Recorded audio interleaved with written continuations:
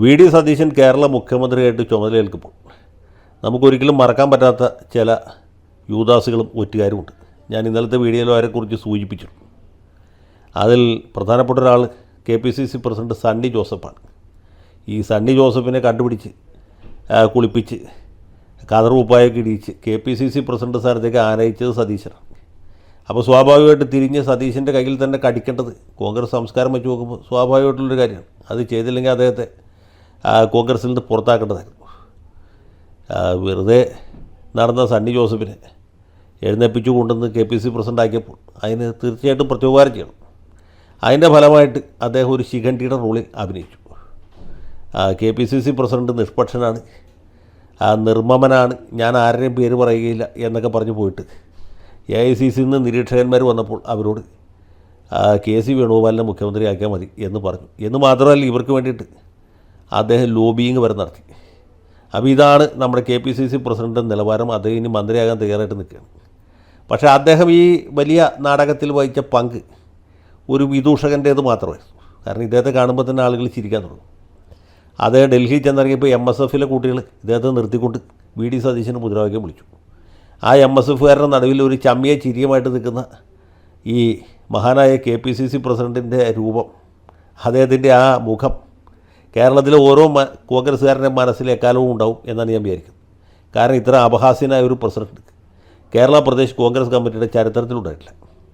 വലിയ വലിയ ആളുകളിരുന്ന സ്ഥലമാണ്. Kozhippurath Madhava Menon, KA Damodara Menon, R Shankar, KC Abraham master, TO Bava, KK Viswanathan, CB Padmarajan, AK Antony, അങ്ങനെ KM മുരളീധരൻ, VM സുധീരൻ, മുല്ലപ്പള്ളി രാമേന്ദ്രൻ, അവർക്ക് ആർക്കും, എന്നിട്ട് K സുധാകരൻ, ഇവർക്ക് ആർക്കും ഇതുപോലെ ഒരു ചമ്മിയ ചിരിയുമായിട്ട് നിൽക്കേണ്ട ഗതികേടുണ്ടായിട്ടില്ല. അപ്പോൾ അങ്ങനെ ഒരു വഷളനായ KPCC പ്രസിഡന്റ് അദ്ദേഹം വൈകാതെ ആ സ്ഥാനം ഒഴിഞ്ഞ് മന്ത്രിസഭയിൽ വല്ല മൃഗസംരക്ഷണ വകുപ്പിൻ്റെയോ അല്ലെങ്കിൽ കന്നുകാലി പരിഭാഷ അല്ല മറ്റേ പീച്ചി കാച്ചി വകുപ്പിൻ്റെയോ ഒക്കെ ചുമതലക്കാരനായിട്ട് പോകും എന്നാണ് നമ്മുടെ ഒരു വിശ്വാസം. പക്ഷേ ഇതിൽ നമ്മൾ പറയേണ്ട 3 വില്ലന്മാരുണ്ട്. അത് KPCCയുടെ വർക്കിംഗ് പ്രസിഡന്റുമാരായിരിക്കുന്ന വിദ്വാന്മാരാണ്. അവർ ചില്ലറക്കാരൊന്നുമില്ല. ഒരാൾ PC വിശ്വനാഥാണ്. വിശ്വനാഥ് പിന്നെ ഉമ്മൻചാണ്ടിയുടെ ശിഷ്യനും A ഗ്രൂപ്പിൻ്റെ പ്രധാനപ്പെട്ട ആണിയുമാണ്. അദ്ദേഹം സ്വാഭാവികമായിട്ടും A ഗ്രൂപ്പുകാർ പൂർണ്ണമായിട്ടും മറ്റേ വേണുവിന് പിന്തുണ പ്രഖ്യാപിച്ച സ്ഥിതിക്ക് ആരെങ്കിലും തലയും മുറുക്കി രംഗത്തിറക്കുകയും സതീശൻ്റെ ഒരു കാരണവശാലും മുഖ്യമന്ത്രിയാക്കാൻ അനുവദിക്കുകയില്ല എന്ന വാശിയിൽ വളരെ ഉത്സാഹവാനായിട്ട് പ്രവർത്തിക്കുകയും ചെയ്തു എന്നുള്ളതാണ്. മറ്റൊരാൾ AP അനിൽകുമാറാണ്. അനിൽകുമാർ പിന്നെ പണ്ട് മുതൽക്ക് വേണുവിൻ്റെ ഒരു സിൽബന്ധിയാണ്.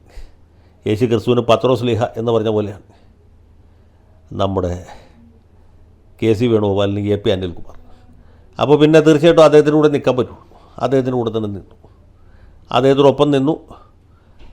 KCയെ മുഖ്യമന്ത്രിയാക്കാൻ വേണ്ടി പരമാവധി പരിശ്രമിച്ചു. പരിശ്രമം ഏതാണ്ട് ഫലപ്രാപ്തിയുടെ വക്ക് വരെ എത്തിയെങ്കിലും പിന്നെ നാട്ടുകാരുടെ ഭാഗത്തു നിന്നുള്ള ഇടപെടൽ കൊണ്ടും മുസ്ലിം ലീഗ് അടക്കമുള്ള ഘടകകക്ഷികളുടെ ശക്തമായ നിലപാട് കൊണ്ടും സമ്മർദ്ദം കൊണ്ടും അത് വിജയിച്ചില്ല എന്ന് മാത്രമേ ഉള്ളൂ. പക്ഷേ ഞാനിവിടെ പറയാൻ പോകുന്നത് പ്രധാന ഒറ്റുകാരൻ, ഏറ്റവും പ്രധാന യൂദാസ് എന്ന് പറയുന്നത് ഷാഫി പറമ്പിലാണ്. ഷാഫി പറമ്പിലിനെ വർക്കിംഗ് പ്രസിഡന്റ് ആക്കിയത് തന്നെ എന്ത് നിലപാടിൻ്റെ പേരിലാണ് എന്ന് നമുക്കറിയാം. അന്ന് മുതൽക്ക് സതീശൻ്റെ വലം കൈയായിട്ട് നിന്ന ആളാണ്. രാഹുൽ മാങ്കൂട്ടത്തിൻ്റെ വിഷയം വന്നപ്പോഴാണ് ഇവർ തമ്മിൽ തെറ്റിയത്. മാങ്കൂട്ടത്തിൻ്റെ പേരിൽ ഒരു നടപടി എടുക്കരുത്, അദ്ദേഹത്തെ മാർപ്പാപ്പയുടെ അടുത്ത വരവിന് പുണ്യവാളനായിട്ട് പ്രഖ്യാപിക്കണം എന്നുള്ളതായിരുന്നു ഷാഫിയുടെ ആഗ്രഹം. സതീശൻ അതിന് വിലങ്ങ് അടിച്ചു നിന്നു.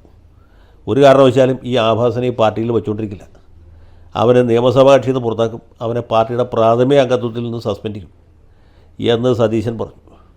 ആദ്യം ഈ മറ്റ് നേതാക്കന്മാരൊക്കെ സതീശൻ്റെ കൂടെ നിന്നെങ്കിലും പിന്നെ ഓരോരുത്തരായിട്ട് രാഹുലിൻ്റെ ആരാധകരായിട്ട് മാറി. രാഹുലിന് സോഷ്യൽ മീഡിയയിൽ ഭയങ്കര സപ്പോർട്ടാണ് എന്നാണ് ഇവർ പറഞ്ഞത്.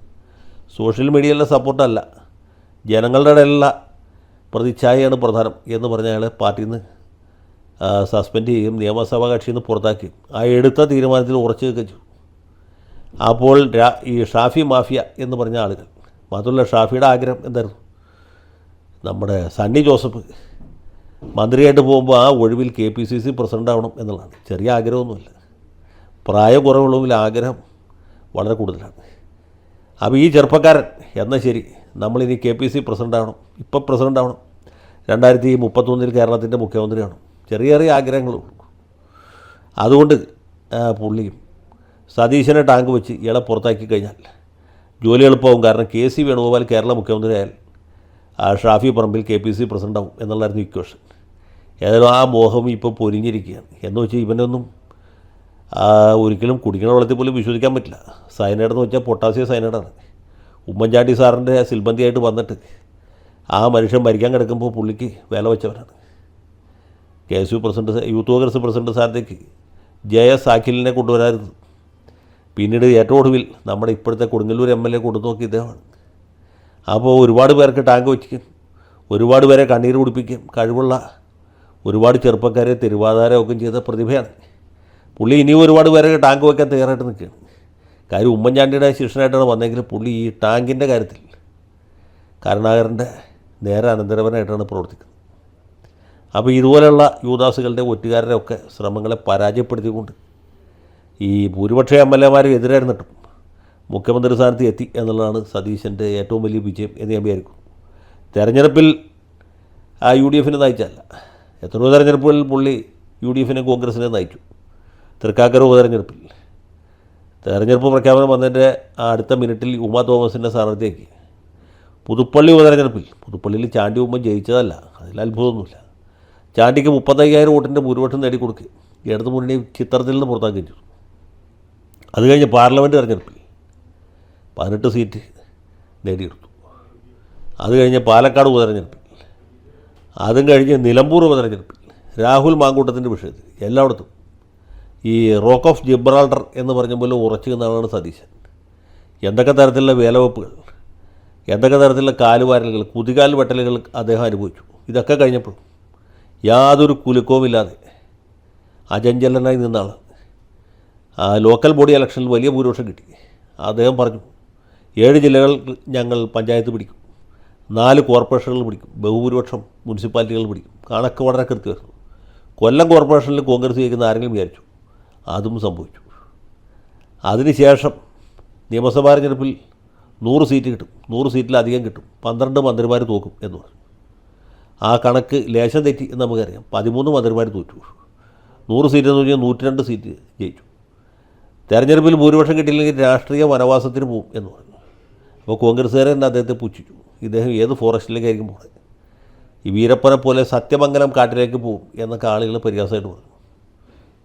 ശിവൻകുട്ടി വരെ പുള്ളിയെ പരിഹസിച്ചു. എന്നിട്ടെന്നിട്ടേ ശിവൻകുട്ടി വനവാസത്തിന് പോകണ്ടായിട്ട് പോകും. അതും കഴിഞ്ഞതിന് ശേഷമാണ് യഥാർത്ഥ പരീക്ഷണം.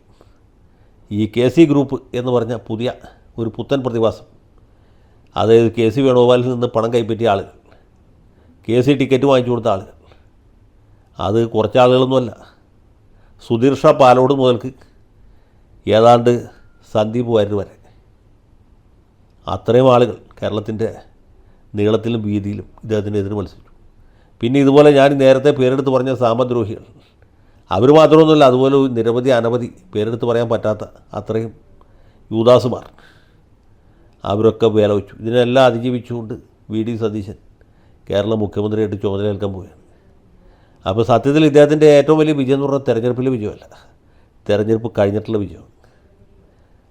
102 സീറ്റ് മേടിക്കാൻ നടത്തിയ പോരാട്ടത്തേക്കാൾ വലിയ പോരാട്ടം, അല്ലെങ്കിൽ അതിനേക്കാൾ വലിയ അംഗീകാരം ജനങ്ങളുടെ ഭാഗത്ത് കിട്ടി. അതുകൊണ്ടാണ് MLA എണ്ണമല്ല പ്രധാനം എന്ന അവസാനം രാഹുൽ ഗാന്ധിക്ക് മനസ്സിലായി, ഖാർഗെയ്ക്ക് മനസ്സിലായി, അജയ് മാക്കാൻ എന്ന് പറഞ്ഞ മാക്കാനും മനസ്സിലായി, ബാക്കി മാക്കാന്മാർക്ക് മനസ്സിലായി.